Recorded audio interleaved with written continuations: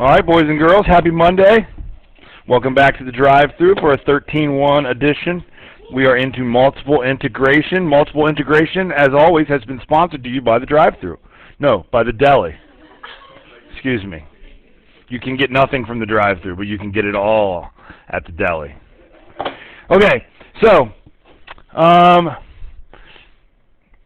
this is iterated integrals, okay, which is basically integrals which could involve multiple integrals or multiple variables, okay? And you're going to be just fine with this. So we're going to start by just taking a look at some notation. And let's see, could we maybe do this. The integral of 2xy dx, okay? So, we are integrating this thing with respect to what variable? So what are we going to do with our y? It's going to treat it as a constant. So you might want to consider it, because remember, that's a legal operation. That is a legal operation. You are allowed to factor out a constant from an integrand. Is that what it is? Okay, so what's the integral of 2x? So that's going to be yx squared plus yc, if you will. But it doesn't matter, because it's just a constant, okay? Well, no, you definitely want to leave it in terms of y, just because you might forget that could involve a y. But truthfully, that won't even matter, so don't sweat it. It's just showing you that, maybe I shouldn't have skipped this step, hold on. It's just showing you that you can already do this. That's what the point is. It's y times x squared plus c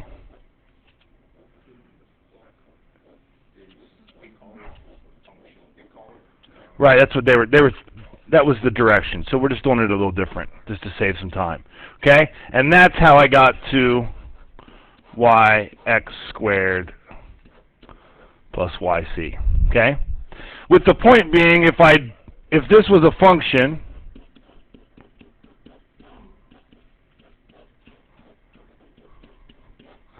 and I wanted to take the derivative of that with respect to x, then one of the fundamental theorems of calculus, I think it's the second one or something, tells me that I better get exactly back to where I started, which I would, right? Okay, so that was just letting you know that you can do this. You're already capable of doing it. Now let's figure out what the heck we're doing, okay? So, for today, you're going to be doing things that you could already do. And the only point of these things today is that so we understand how to set up these multiple integration problems. So you will find today's actual problems to be kind of pointless, but do them, because when we add a function to the top of these regions, those will be new, and we're only a bell away from doing those. So first, you're going to have either vertically simple or horizontally simple regions. So let's see. I gotta.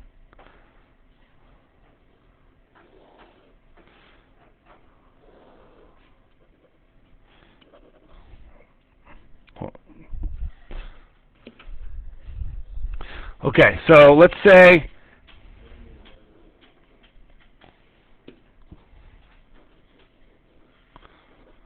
you've got a green function and a blue function, okay? And we want to find the area here. We're going to call that to be horizontally simple, and we'll get to how to find that here in just a second. Do you understand what makes it horizontally simple? Okay? It's bounded by constants in the horizontal and functions in the vertical. So far, so good? Okay, well then obviously we're also, so I'll title this is horizontally simple.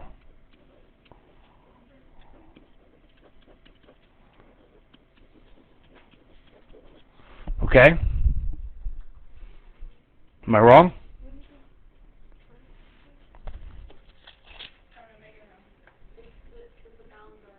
Oh yeah. No, hold on, time out. It is the All right, this would be vertically simple. Excuse me. Vertically simple. Okay. We'll get it. Whether it's vertically simple or horizontally simple won't essentially be important, but setting that up will be. So I better refer to it as the right one. Thank you, Rachel. Okay. All right. So now let's set up a horizontally simple one.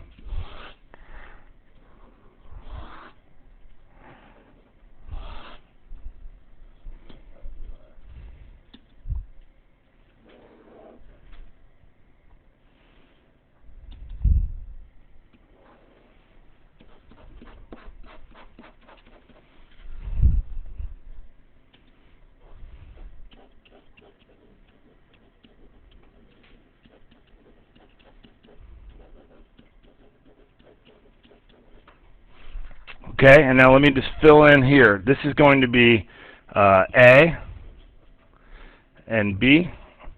And here, this is going to be A and B. Okay, here we'll call our blue function f of x.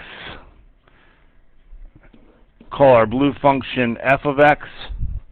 We'll call our green function g of x. Actually, this should be f of y. Thank you. This one should be f of y and g of y. Okay.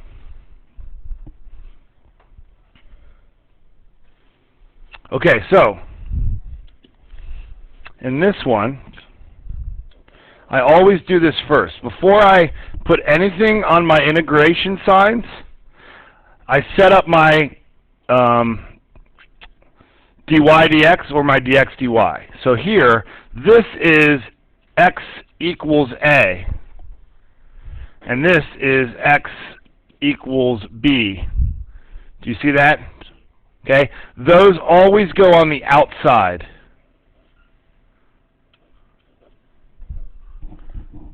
Okay, and then on the inside you can have your functions. So here we would have actually f of x on top and g of x on bottom. Okay? And once we start doing examples, you guys are going to feel just fine about this. We're going to do some easy examples. We'll do some hard examples. We'll do some vertically simple examples, some horizontally simple. We'll work backwards from the picture. You guys will, I think you'll feel fine about this by the time this video is over. Okay? And then, so now we've got, let's see, this is x equals, so this would be dy dx. So how did I choose how to write my dy dx? On the inside, I have y equals f of x and y equals g of x. And on the outside, I have x equals a and x equals b. So that's how I chose those. Okay? When it's horizontally simple, now this is y equals a and y equals b. Okay? And this is x equals f of y and x equals g of y. So, we will have, again, we'll have a to b here. But now we'll have, let's see, g of y and f of y.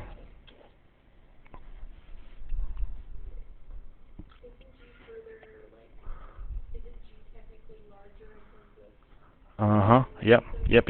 You're right. That should be a G and an F. And this would be, let's see, y equals A. So dy on the outside and dx on the inside. Okay? Now, we might have functions here that are in terms of x, and that's going to be okay, but we'll get to those. We just have to switch some things around.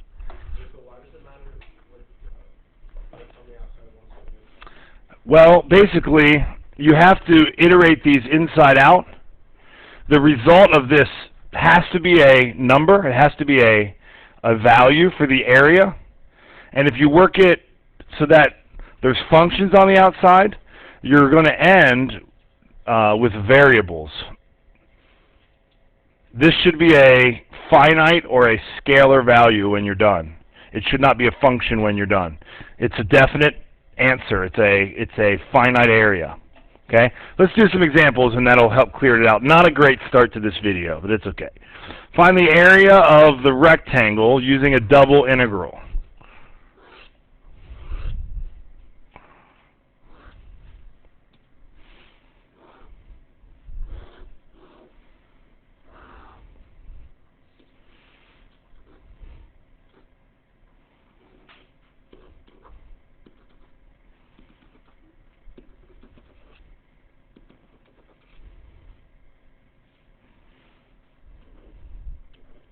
Okay, so to make things even more confusing, we've gone to an example that is both horizontally and vertically simple.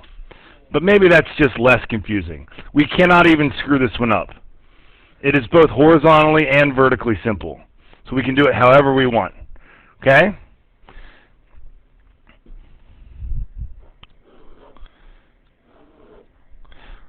Okay, anyone have a choice? dy dx or dx dy? Okay, dy dx sounds a little bit cleaner. So, since the dy is here, these things should be y equals something. Do you get that? Okay, so what letters correspond with our y equals? A and B. Okay, B is higher, so we'll go B here and A there. So y, that goes as y equals B and y equals x. And then down below, which one will go on top? D here and C here, okay? So we are literally just doing these inside out. So don't get intimidated. Just trust your training. So we leave that as the integral from C to D.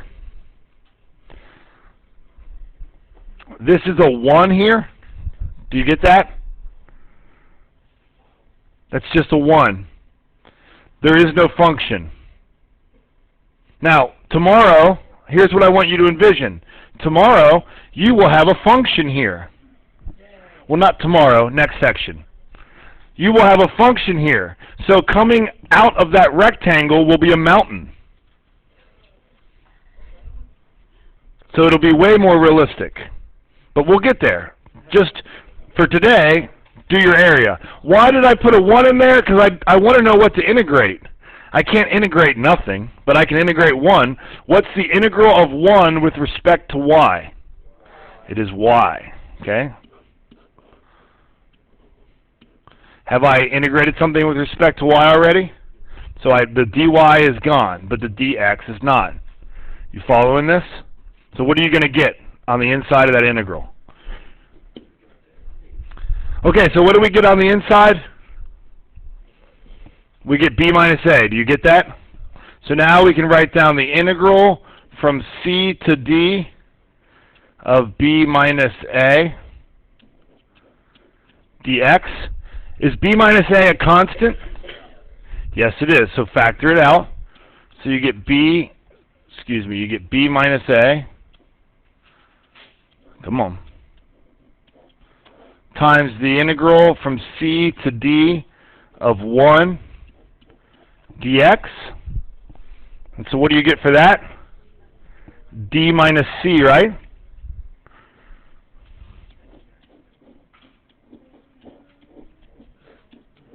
And that indeed is the area of the rectangle. Okay? And did you know that's why they're called quadratics? Because they represent the area of quadrilaterals. Did you know that's why they're called quadratics? It is actually true. That's why they're referred to as quadratics. Okay? Got it? You could expand that if you wanted, but we're going to leave it like that. So far, so good? Priscilla. I wonder how long this will be. Okay.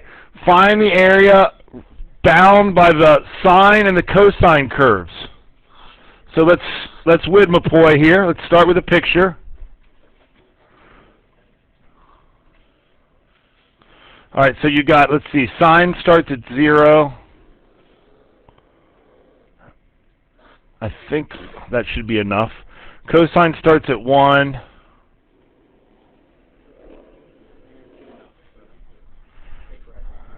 ish.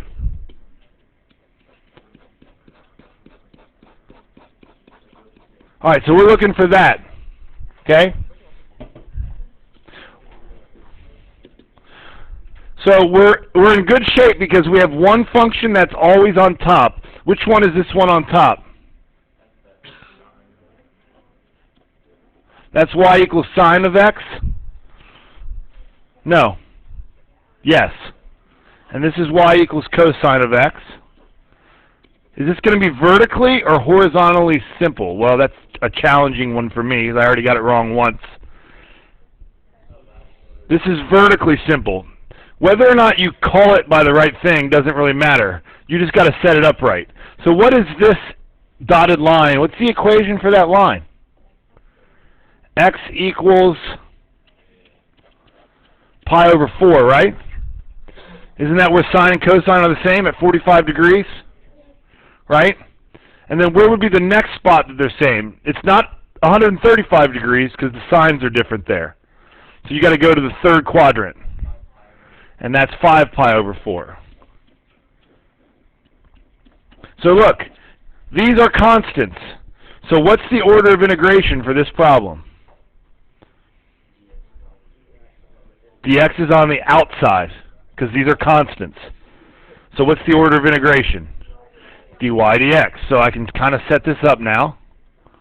I know that this is from pi over 4 to 5 pi over 4, and I know that these are x equals, so I'm going to have a dx on the inside and a on the outside and a dy on the inside. So now I just got to figure out my functions on the inside. What is that? What's on top? I agree. Sine of x goes here. Cosine of x goes here. Got it? Could you have done this before this chapter? I don't know the answer to this question. Yes, you could have. Okay. Okay? So I think it would have looked like step 2 of this problem, right? It would have looked, not right now, it wouldn't look familiar, but in just a second. So look, let's just rewrite this. Pi over 4 to 5 pi over 4. It's still a 1 there. I'm not going to write it, but there's a 1 right there. So the integral of 1 is y. Y goes from sine of x to cosine of the x. So what am I going to do right here?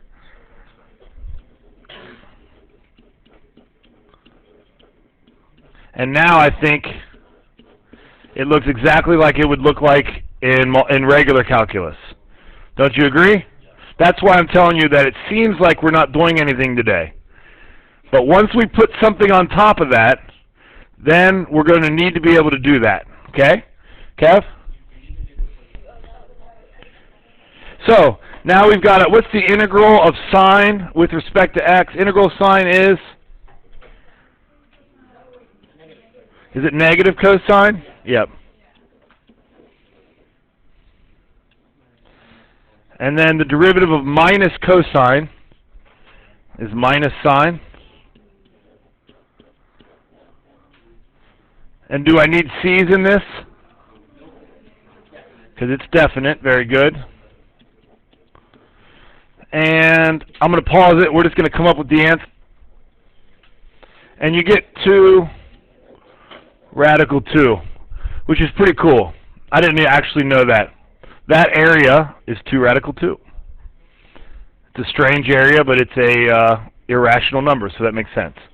Okay? So far, so good? All right, next example. Find the area of the region that lies between the parabola 4x minus x squared above the x-axis and above the line. Okay, so we've got an upside-down parabola centered at, what's the vertex of that parabola? Let's see. 2 comma something?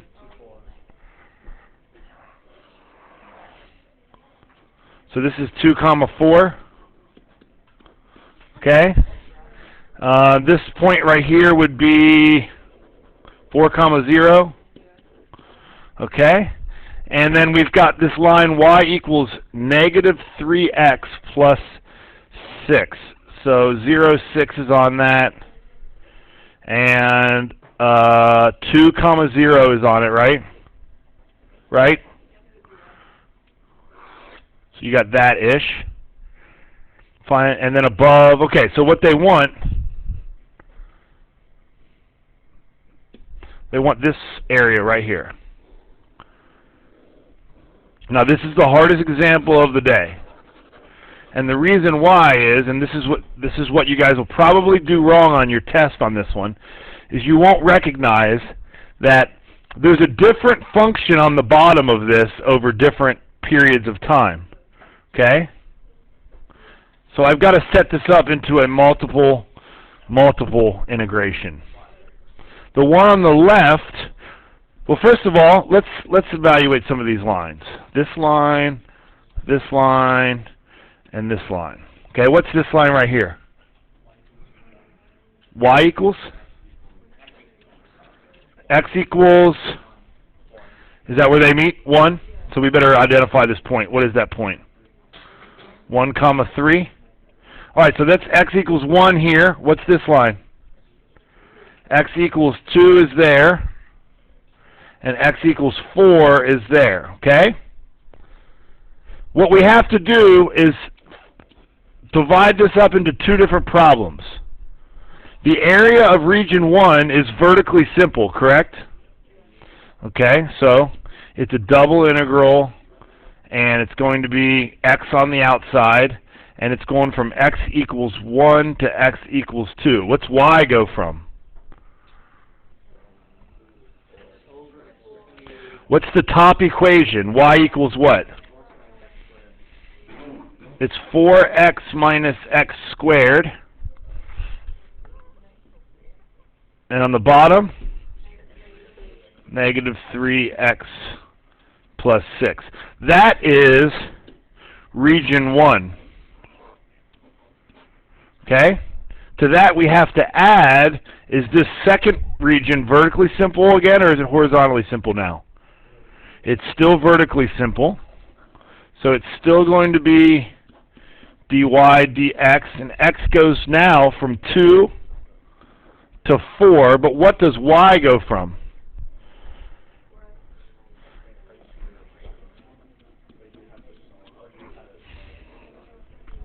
To 0. Okay, do you get that? You see the difference? And this is region 2.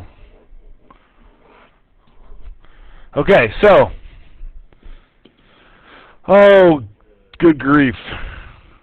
You're going to have the integral from 1 to 2 of 4x minus x squared minus, be careful with this, you'd have to do the whole thing in parentheses, right? I'm just going to work this one out and then work the other one out and then add them. You okay with that? Okay, so then you're going to have the integral from 1 to 2 of 4x minus x squared plus 3x plus 6. Thank you. Minus 6. So it is the integral of 7x minus x squared minus 6 dx. So now I can integrate that with respect to x. Thank you. So it is 7x squared over 2 minus x cubed over 3 minus 6x as x goes from 1 to 2. And I can just save us a little bit of time for that. No, I can't. I'm just going to write it like this. 14 minus 8/3 minus 12 minus 7/2 plus 1/3 plus 6. And we'll come back to that. Okay? All right, on this one, it'll be a little bit easier.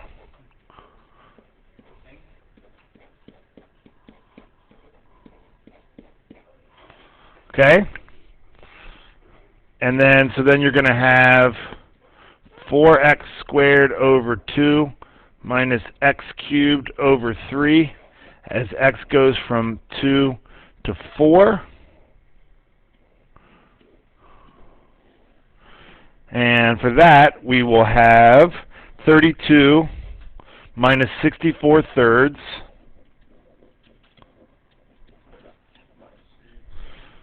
minus 8 plus 8 thirds. And you will get when you add these two things together, you get a total answer of 15 over 2, which is kind of amazing as well. This funky area is 7.5 square units. Okay? Mathematically impressive. Okay, so that's the hardest thing of the day. Now I just wanted to do one more, and it's kind of a backwards problem. And that is sketch the region whose area is represented by this. Okay? So, very good, Kevin. It is horizontally simple, so let's start with those. We have y equals 0, so that's this one. We have y equals 2, so that's that one, and we've taken account our y's. Now we have x equals 4 to x equals y squared. Well, here is x equals 4. X equals y squared. I still have to do this. I get so confused. X equals y squared, so that would be x equals radical y. So the point 4, x equals radical y. So if I put it, sorry, y equals radical x. Alright, so if I put in a 4, I get a 2. That's what I was getting at. And if I put in a 0, if I put in a 4 for x, I get a 2 for y, right? No. 2 is the y equals 2. It's the blue line. Oh, I got you. Now I hear what you're saying. 4 comma 2 and 0 comma 0, so it's going to be this one? No. Other way, yep. Thank you. That one. Okay. And then, let's see. Let me shade in the proper. So, 4 is on the right, y squared is on the left, 4 is on the, so it's this one.